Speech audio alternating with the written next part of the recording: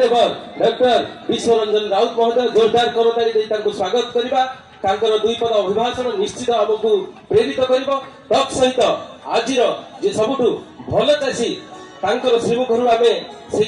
Award शुणा एवं से चाषी को ये मंत्री महोदय पुरस्कृत करेंगे। मान्यवर मंत्री महोदय मत्स्य प्राणी संपद मेला मते मुख्य अतिथि भाव में निमंत्रित कर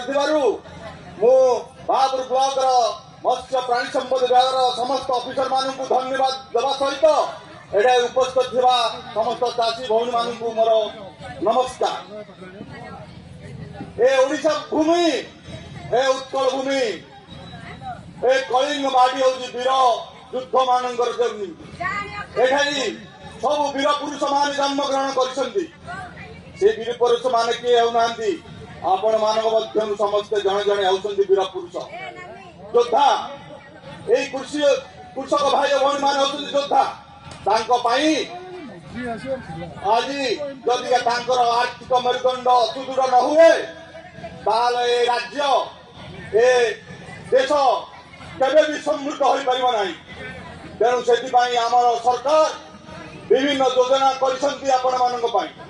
आपण मैंने फायदा उठातु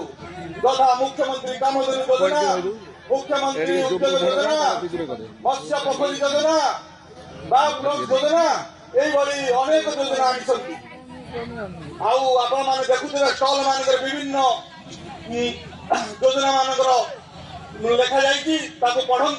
तार सदुपयोग करूँ आ बेसी तो मु योजना विषय कहूनी आमर से सीडीओ सार डीएफओ मैडम सब कही बर्तमान आपण मान भल चाष किंतु आपण मान भितर यही आपण माटीर